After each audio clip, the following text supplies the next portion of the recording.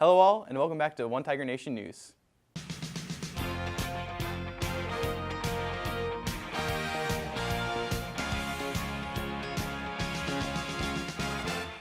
Welcome to another fantastic episode of OTNN. To start this off, here's an interview with Mr. Dobbs about his retirement. Hi, I'm Connor Summers here with OTNN to record Mr. Dobbs about retirement. So Mr. Dobbs, how long have you been teaching here? I've been teaching, this will be my 25th year when I get done here, and it'll be 33 years overall. I taught 2 years at a little school called Sidell, Jamaica, then 6 years at Taylorville, and then this will finish my 25th year here for a total of 33 years.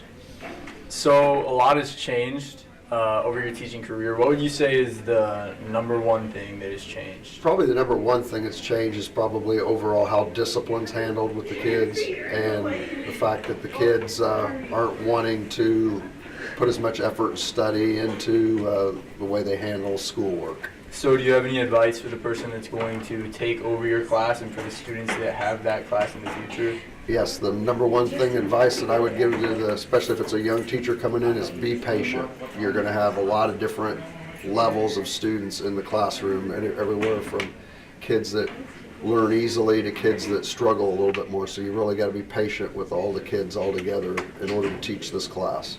So what's the dumbest answer you've ever had on a test? Probably the dumbest answer that I've ever had on a test is rabitat. It's kind of an old joke around here, and the story behind rabitat is I asked an extra credit for someone to name a mammal that lived in Richland County, and they wrote on their test rabitat. Okay, so what are you going to do with all your free time once you retire? I'm going to play a lot of golf. I'm going to do a lot of fishing, a lot of work around the house, but I'm going to come out here at least probably 2 or 3 times a week and try to substitute, so don't get away from it completely. I want to still be around and still be a part of the process.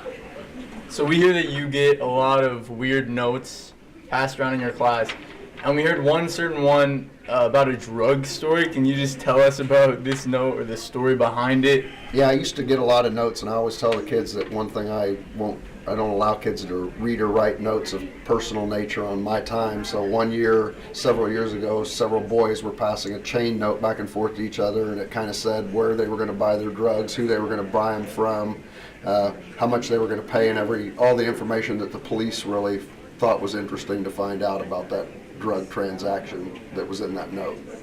Okay, so this was my interview with Mr. Dobbs, and I'll see you next time.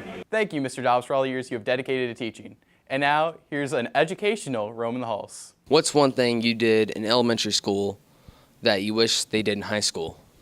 Naps. That was always fun.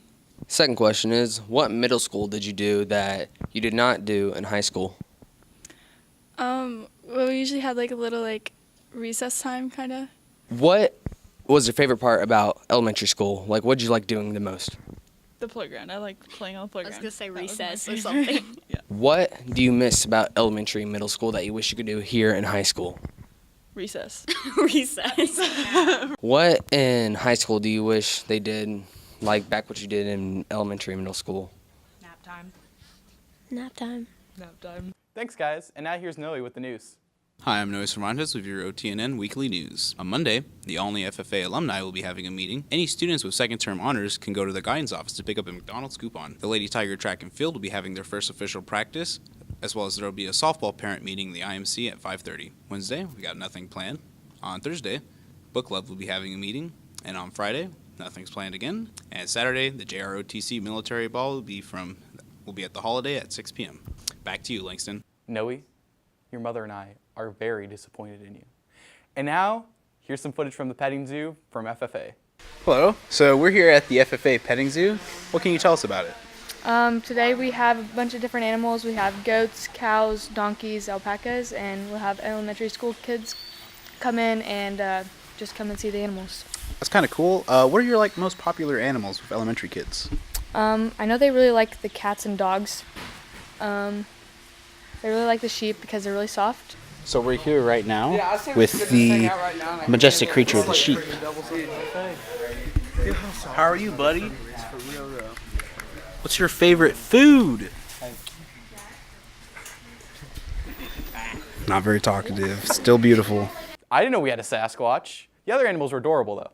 And now here's Connor with the sports. Hi, I'm Connor with your RCHS sports for the week. And so this week we're going to start with boys basketball LIC tournament, which is something we've been waiting for a long time. We're going into softball. Girls are starting their practices officially this week, and as well as soccer is starting their practices.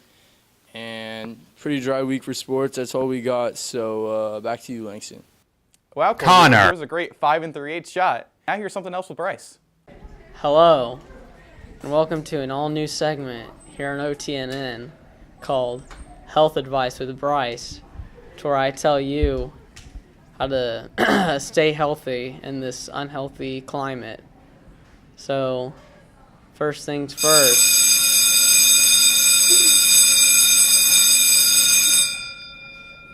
First things first. You gotta drink a lot of water, or else you're gonna die.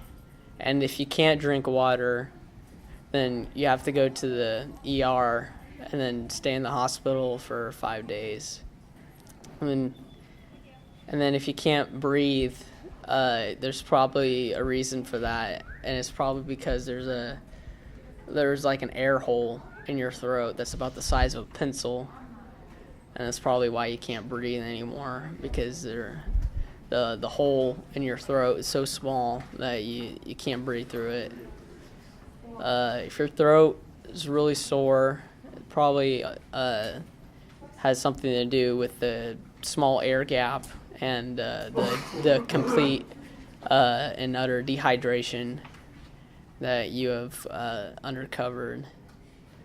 And you don't want to spread your disease to others. So if you contract an illness that is highly contagious, I suggest you don't go places with it, or else you're going to spread an epidemic and probably start the zombie apocalypse. So this has been Health Advice with Bryce.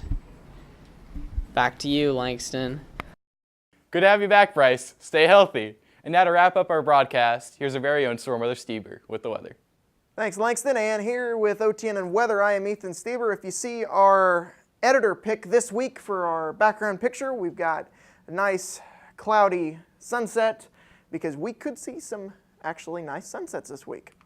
So what's on the radar for this week? We've got an early week warm-up coming our way. We've got late week rain, and then cold temperatures make their return. So let's start with the early week warmth. What we can see, this is a Tuesday afternoon temperature graphic. What we can see is that temperatures will be about 54 is the forecasted high, what I have down for Tuesday. So we will get a nice shot of warmth before we come back with some late week rain. So what we can see is that the rain will start to move into the area by Thursday evening. We could see some chances with that before it picks up in intensity on Friday, as you can see here. We could even see some snow wrap around on the backside of it. Nothing looks to be any major accumulations, but we could see some nice snow. And on the backside of that, we will have the winds pick up for Saturday and on into Sunday. What you can see here is a temperature graphic of Saturday morning. Forecasted lows, what we can see, we're right about here with a forecasted low of 23, so it will be downright cold for the start of the weekend. And you can see all this cold air streaming in from the northwest, courtesy of a cold front moving through our area and bringing back with it the colder temperatures. So let's look at your 7-day forecast. What we can see is that Monday and Tuesday we start off seeing some sunshine. Temperatures increase to Tuesday will be the warmest part of our week with a high of 54. Wednesday we get some light rain chances come into the area, nothing major, high of 47. And by Friday we get more rain into the area, 53 for high, before we finish out with some snow showers on Saturday, and we end the week sunny at 27 for Sunday. That is OTNN weather. Back to Langston. Thanks, Ethan, and thanks to all you Tigers for watching, and I'll see you in the halls. I have eczema!